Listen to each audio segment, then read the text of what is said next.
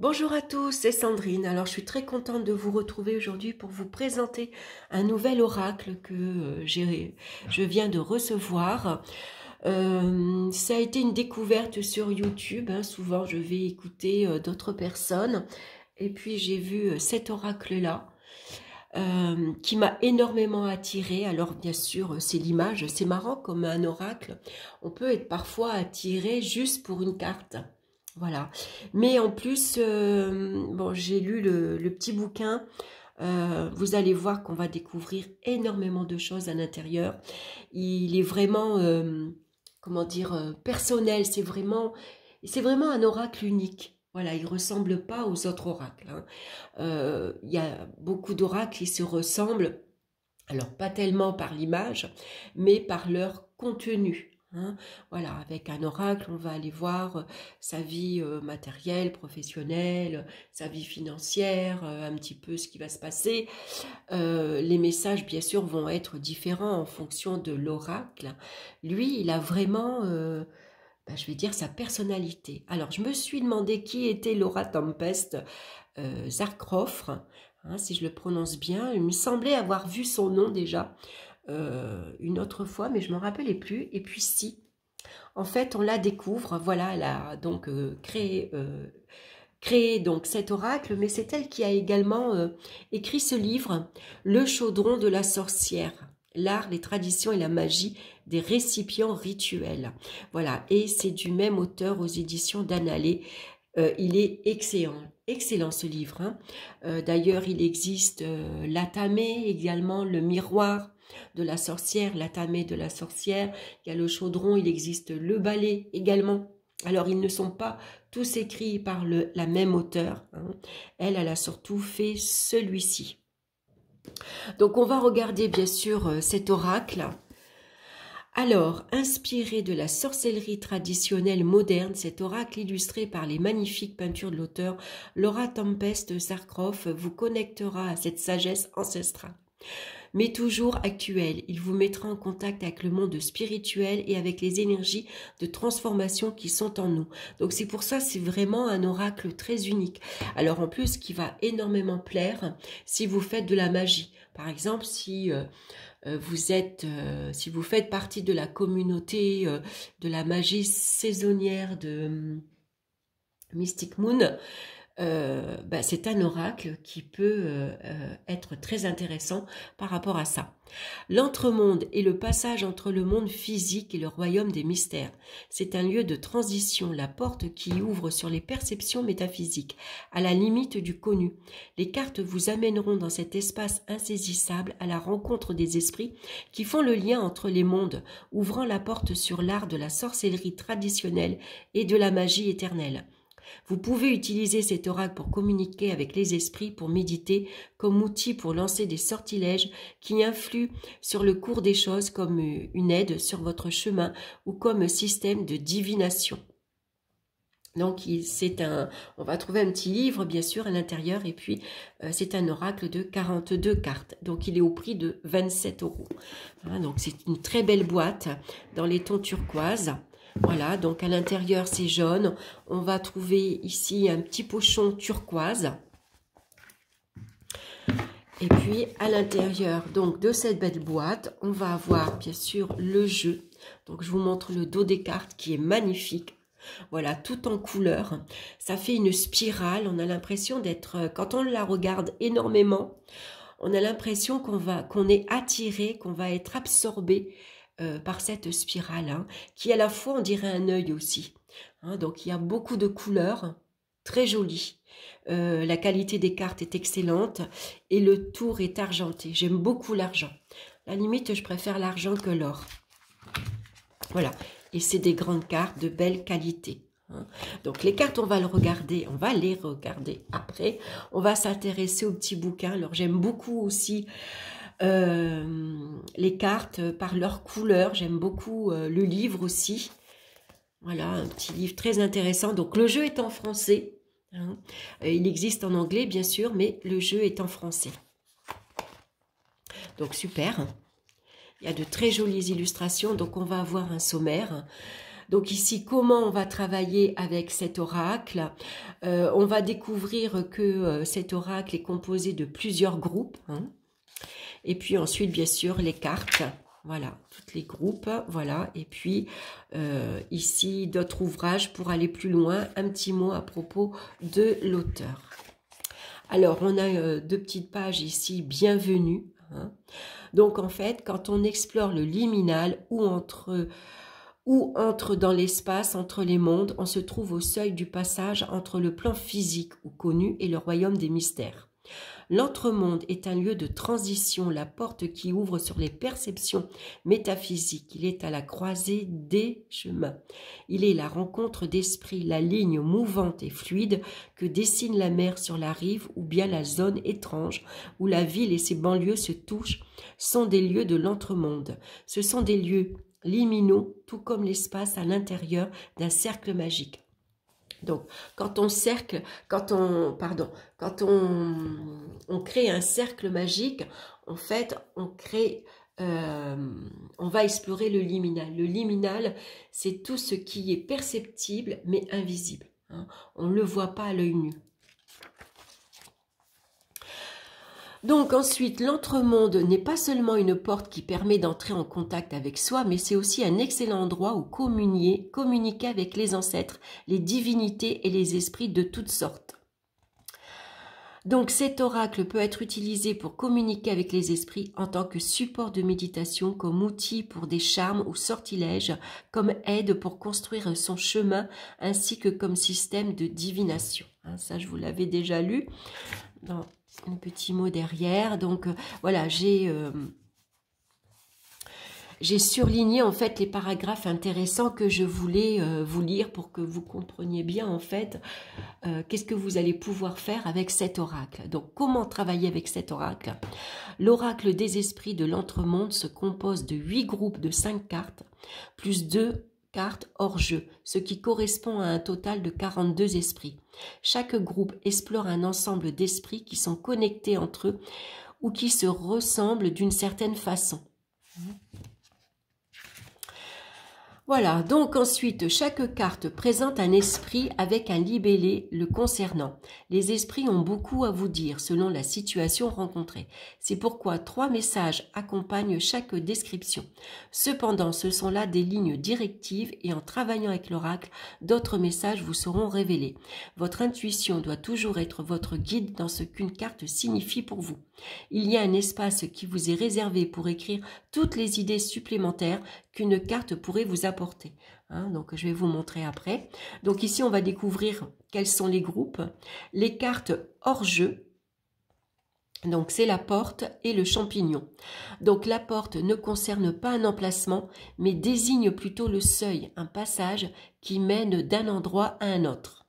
La carte du champignon représente un type de fungi, un organisme qui n'est ni une plante ni un animal, qui se développe en se nourrissant de décomposition et qui peut avoir en lui les caractéristiques de tous les éléments. D'une certaine façon, la porte est le commencement, très semblable au fou dans le tarot, et le champignon peut être compris comme la fin d'un cycle, comme l'univers dans le tarot. Donc ensuite, elle va nous expliquer ce que c'est qu'un rite, hein, dans une approche de la sorcellerie. Donc ça, c'est hyper intéressant à lire. Ensuite, on va découvrir donc les lieux, les arbres, les herbes, les créatures à écailles qui ondulent et qui nagent, les créatures à ailes, les créatures à fourrure. Tout ça, ce sont les groupes de cartes, hein, les artefacts. Comment se servir de l'oracle pour communiquer avec les esprits? Donc ici, on peut, par exemple, quand on veut commencer, par exemple, communier avec ou un animal, ou avec une plante, ou avec un lieu, elle nous explique qu'on peut se présenter. C'est-à-dire, je suis une sorcière qui cherche à parler avec l'esprit de X, par exemple d'une plante, et à mieux le comprendre, si l'esprit le veut bien, que les portes de la sagesse s'ouvrent à présent pour moi.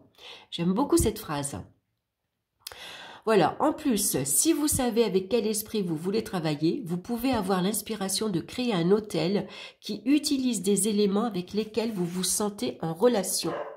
comme une feuille ou une brindille d'arbre, une graine ou une fleur provenant d'une plante, d'un bol d'eau, d'un os, un coquillage, une gourmandise, ou bien une huile essentielle, ou un mélange d'encens qui vous semble approprié. Voilà, donc je trouve cette partie-là intéressante parce qu'elle vous explique comment vous pouvez créer un autel. Et parfois, au départ, quand on se lance dans la magie, on ne sait pas toujours comment créer un autel, on ne sait pas quoi mettre. Alors, elle vous explique. Et puis, bien sûr, vous allez pouvoir utiliser les cartes oracles hein, pour mettre sur votre autel. Donc, je trouve ça super intéressant. Ensuite, voici un chant tout simple dont vous pouvez vous servir pour créer un espace sacré sans aucun outil ni quoi que ce soit, à part les cartes et peut-être un carnet et un stylo. Dites la strophe suivante 3 fois en visualisant une sphère lumineuse autour de vous. Donc, par exemple, être de l'air, du feu, de l'eau et de la terre. Avec votre bénédiction, j'invoque l'esprit. Au-dessus, en dessous et tout autour, je projette pleinement ce cercle sacré. J'aime énormément. Je trouve que c'est simple, c'est facile à retenir. Et voilà. Par exemple, vous voulez faire un petit peu de magie, vous avez envie de créer votre cercle. Je trouve que c'est très bien. Voilà, donc elle va ensuite... Et ensuite, pour fermer le cercle, hein, également, donc être de l'air, du feu, de l'eau et de la terre, bénédiction à tous, je vous demande de partir, au-dessus, en dessous et entre deux, je libère ce cercle de l'invisible. Chouette, hein. Vraiment, j'ai été étonnée, il est vraiment très chouette ce livre, il est vraiment très bien écrit. Donc ensuite, on va avoir des tirages, bien sûr. Tirage d'une seule carte pour la divination et la méditation. Donc par exemple, on va prendre son oracle, on va battre les cartes, bien sûr, et on va poser la question « Sur quoi ai-je besoin de me concentrer aujourd'hui ?» Ou bien, quel est le thème de la journée hein. Ça, c'est ce qu'on fait généralement avec n'importe quel oracle. Et puis, bien sûr, elle vous conseille de garder votre tirage, de garder une trace, d'écrire hein, ce que la carte vous parle aujourd'hui, puis de revenir, par exemple, le lendemain ou le soir même pour voir comment cette carte a influé votre journée. Ensuite, on va avoir une divination avec un tirage à 3 cartes, donc le passé, présent et le futur. Une divination avec un tirage de 5 cartes qu'elle appelle la boussole. Donc là, on va appeler les éléments, l'esprit, le nord, l'est, le sud et l'ouest. L'art des sortilèges et l'oracle. Donc, quand les gens pensent au charme ou sortilèges, ceux qui sont les plus susceptibles d'imaginer sont ceux qui demandent une liste d'ingrédients indispensables. Donc, des bougies, de couleurs, des poupées, des huiles, des plantes, des cristaux, etc. Ce genre de sortilège entre dans la catégorie de la magie par similitude, qui se base sur l'idée que les éléments physiques correspondent métaphysiquement à certaines choses, énergie ou résultats désirés.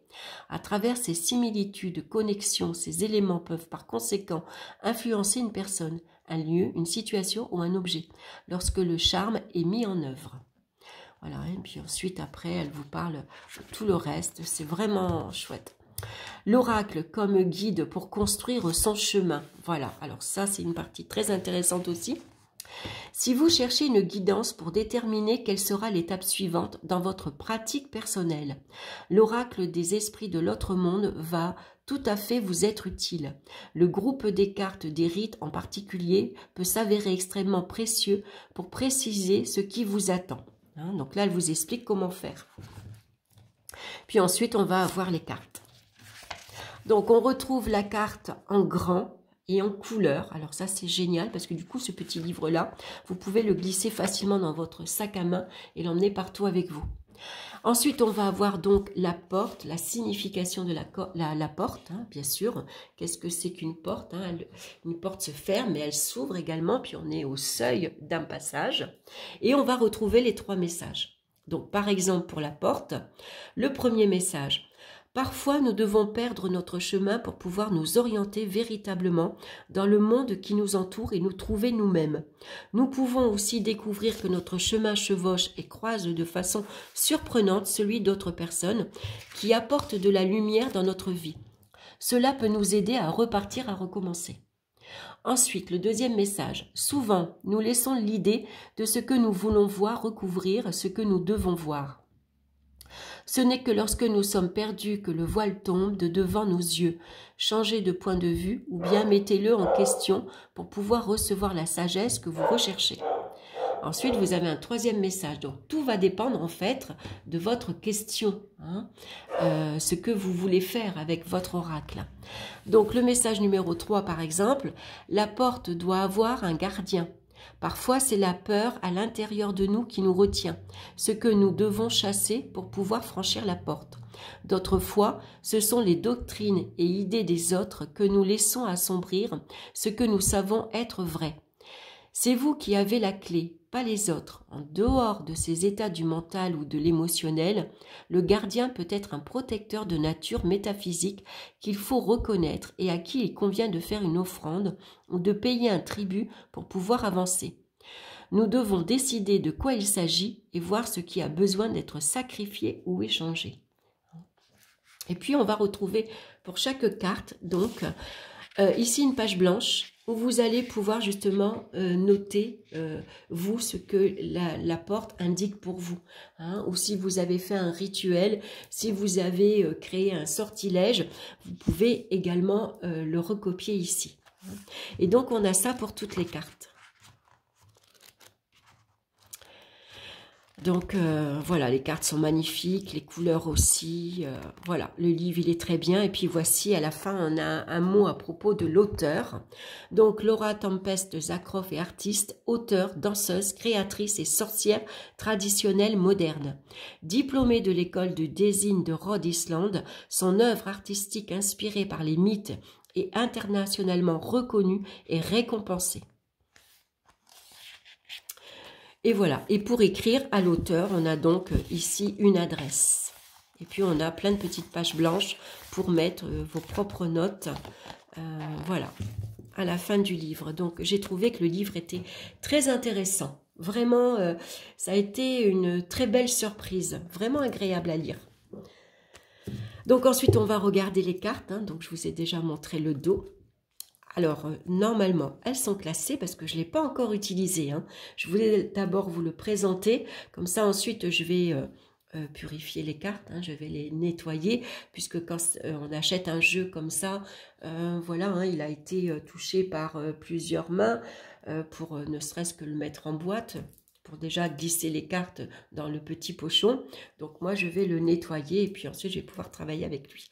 Donc là, on a la carte du cristal. Donc, on dirait que c'est, on dirait un peu de l'aquarelle, pardon, ou alors du crayon de couleur. Voilà, j'aime beaucoup. Alors, les cartes sont mates. Hein. On a l'argile. On a la fibre. On a le métal. Métal en fusion ici, hein, on voit qu'il brûle. On a les os. L'étoile, magnifique.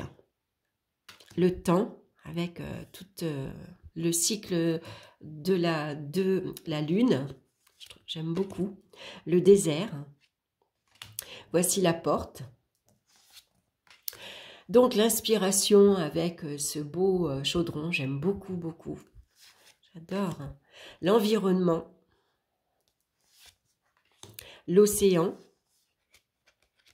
Donc, ce que j'aime beaucoup aussi dans son livre, c'est qu'elle explique que quand, par exemple, vous voulez travailler avec un esprit, si vous tombez sur la carte de l'océan, ça ne veut pas forcément dire que c'est avec l'océan qu'il faut vous connecter. C'est surtout, avant tout, avec l'eau. Donc, si vous avez dans votre environnement une rivière, un lac, la mer, un puits, une source d'eau, voilà, c'est avec cette eau-là que vous devez vous connecter. La grotte, le cimetière.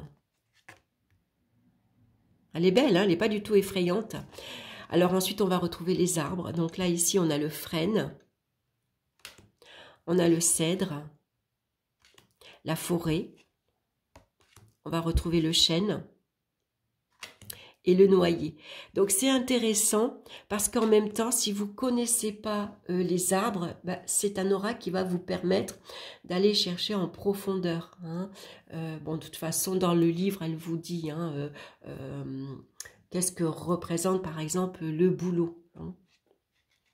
Ça symbolique également. Donc ensuite, on va passer aux plantes. On a donc ici l'armoise, on a les racines, le champignon, voilà, c'est cette carte qui m'a attirée, bien sûr. L'aconite, la mandragore, la belladone, la rue. Ensuite, on a les animaux, donc le chat, regardez comme il est beau. Le cerf, c'est assez particulier quand même, hein. Il a presque un visage humain.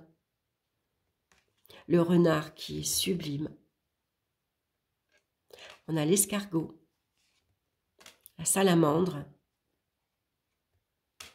le papillon de nuit. Alors moi, l'année dernière, pour mon anniversaire, j'avais fait une grillade entre amis. Et j'ai un papillon de nuit qui s'est posé sur ma fenêtre. Il était énorme. Je crois qu'à lui seul, il avait ses ailes ouvertes. Il était plus grand que mes 2 mains. C'était impressionnant. C'était la première fois que j'en ai vu un aussi grand. Donc ensuite, on a la chèvre, le paon, le paon, le lièvre. Donc vous voyez, par exemple, moi j'ai fait un hôtel pour Ostara. C'est une carte que je pourrais mettre sur mon hôtel. Hein. Il est très beau. Le corvidé, le poisson, le crapaud. On a l'abeille qui est magnifique. Le serpent, j'aime beaucoup aussi. La chouette. Enfin, toutes, je les aime, ces cartes. Finalement, il est magnifique. Et puis, on revient à la salamandre, voilà, que je vous ai présenté. Donc, en tout cas, ça a été un oracle. J'ai été très surprise. Donc, voilà, je vais l'étudier un peu plus. Je vais prendre plaisir de travailler avec lui. Voilà, donc, c'est un oracle qu'on peut utiliser donc en méditation. Alors, divination, je ne l'ai pas essayé, mais c'est pas tellement un oracle qui va... Enfin, je ne l'ai pas essayé, donc je ne peux pas vous dire vraiment, mais c'est pas en tout cas l'oracle qui va vous dire comment ça va se passer ma journée au travail, est-ce que ma relation avec un tel va s'améliorer, est-ce qu'un tel pense à moi. Voilà, je pense qu'il y a d'autres petits oracles pour ça. Celui-ci, c'est vraiment pour se connecter à sa sagesse intérieure. Hein, pour faire de la magie également, pour créer des sortilèges, pour se connecter aux éléments. Par exemple, se connecter à un arbre, si vous voulez travailler avec l'esprit de l'arbre, pour vous connecter à l'esprit de la plante. Si vous avez besoin de vous connecter à un lieu particulier ou un lieu vous attire, hein, parfois on peut être attiré par un endroit particulier, mais on ne sait pas pourquoi. Je pense que cet oracle-là peut vous aider à comprendre pourquoi vous êtes attiré par cet endroit. Qu'est-ce que vous devez faire à cet endroit? Voilà, donc je trouve que c'est un oracle, ça a été une belle surprise. Voilà, et puis je le trouve vraiment chouette. Donc, et puis aussi pour connaître pour savoir où on en est dans son cheminement. Hein, on se demande parfois, est-ce que je suis sur la bonne voie spirituellement, où j'en suis actuellement? Est-ce que j'ai progressé? Est-ce que j'ai pris la bonne direction? Donc c'est un oracle qui va aussi vous aider à vous positionner dans votre cheminement personnel, hein, et savoir comment vous allez pouvoir maintenant vous diriger, vers quoi vous allez vous diriger, comment vous pouvez avancer, évoluer.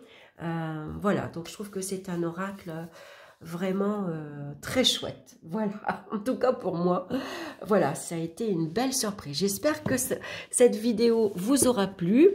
J'ai bafouillé un petit peu parfois parce que j'ai tellement de choses à vous dire.